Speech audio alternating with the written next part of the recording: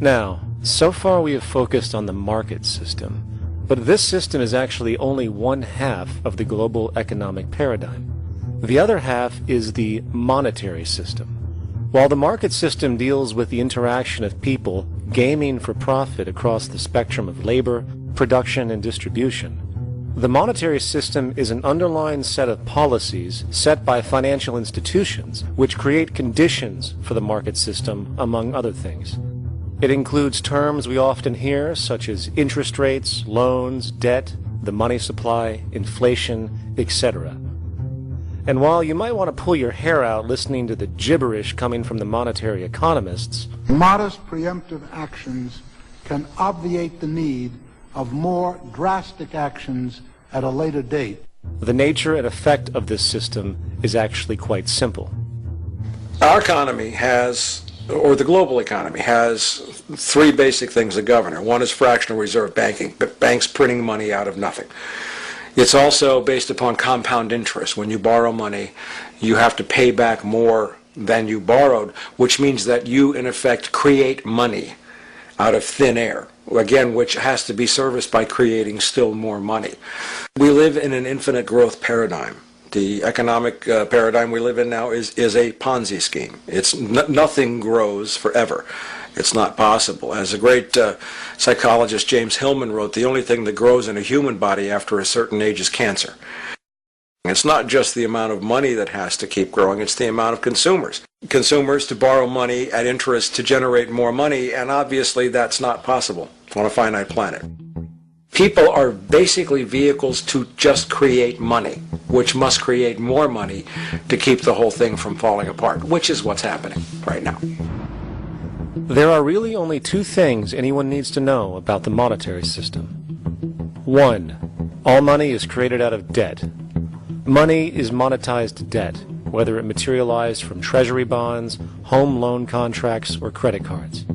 In other words, if all outstanding debt was to be repaid right now, there would not be $1 in circulation. And 2, interest is charged on virtually all loans made, and the money needed to pay back this interest does not exist in the money supply outright. Only the principal is created by the loans, and the principal is the money supply.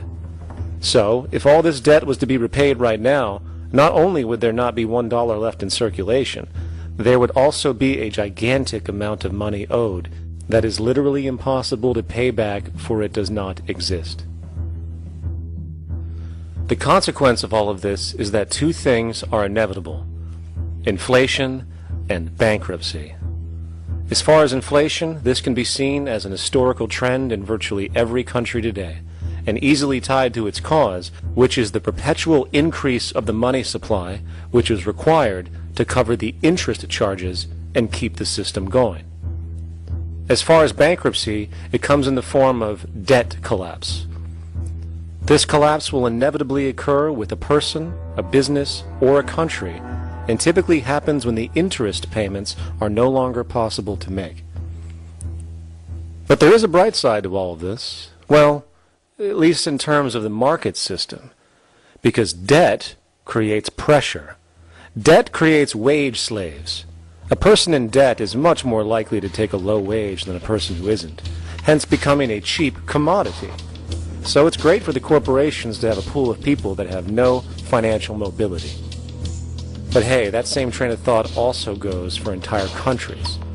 The World Bank and the International Monetary Fund, which mostly serve as proxies for transnational corporate interests, give gigantic loans to troubled countries at very high interest rates.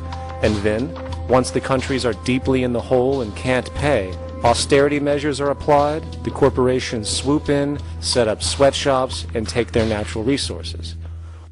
Now that's market efficiency. But wait, there's more. You see, there's this unique hybrid of the monetary and market system called the stock market, which rather than, actually produce anything real, they just buy and sell money itself. And when it comes to debt, you know what they do? That's right, they trade it. They actually buy and sell debt for profit, from credit default swaps and collateralized debt obligations for consumer debt, to to complex derivative schemes used to mask the debt of entire countries, such as the collusion of investment bank Goldman Sachs in Greece, which nearly collapsed the entire European economy. So when it comes to the stock market and Wall Street, we have an entirely new level of insanity born out of the money sequence of value. All you need to know about markets was written in an editorial in the Wall Street Journal a couple years ago. It was called Lessons of the Brain-Damaged Investor.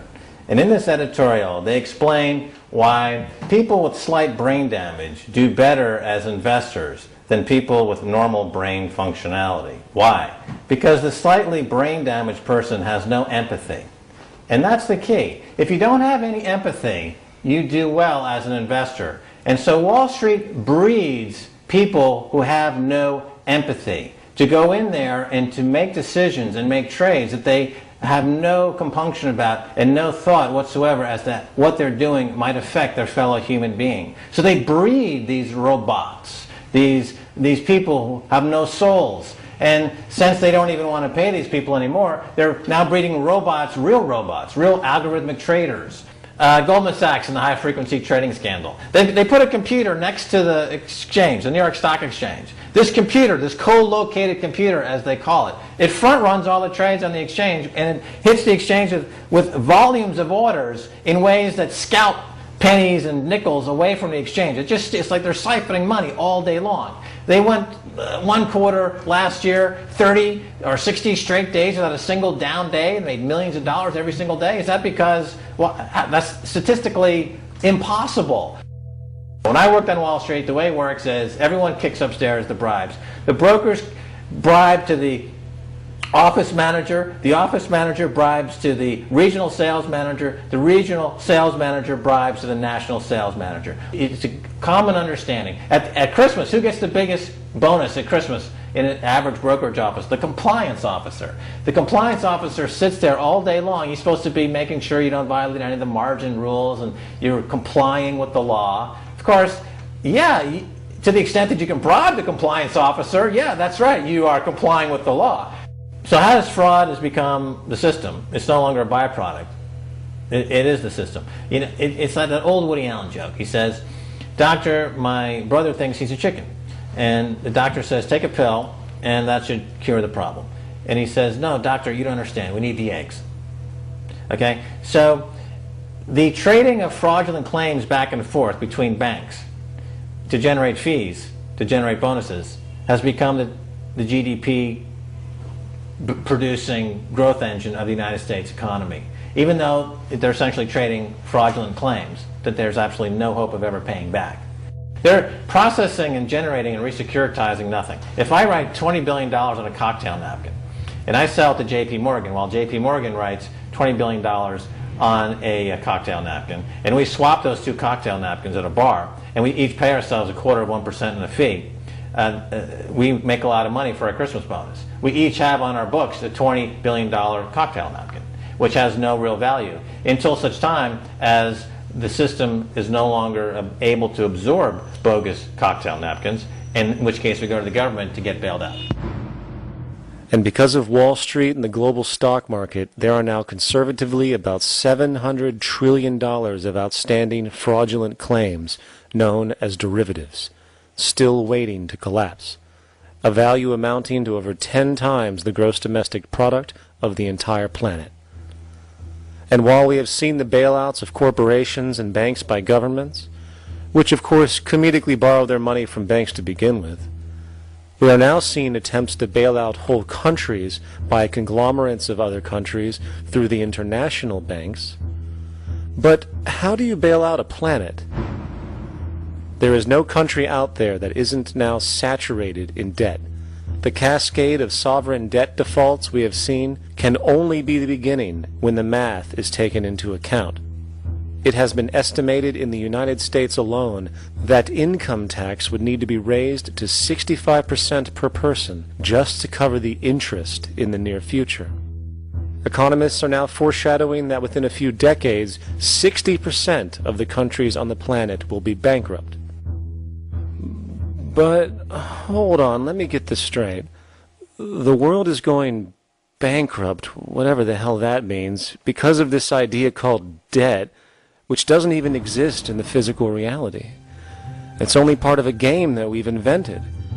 And yet the well-being of billions of people is now being compromised. Extreme layoffs, tent cities, accelerating poverty, austerity measures imposed, schools shutting down, child hunger, and other levels of familial deprivation, all because of this elaborate fiction.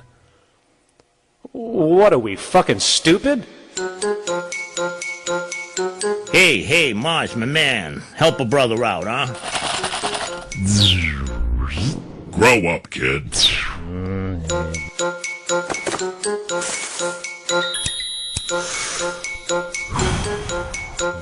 Saturn, what's up, man? You remember that smoking nebula I hooked you up with a while back? Listen, Earth, we're getting really tired of you. You've been given everything, and yet you waste it all. Yeah. You got plenty of resources, and you know it. Why don't you grow up and learn some responsibility, for Christ's sake? You're making your mother miserable.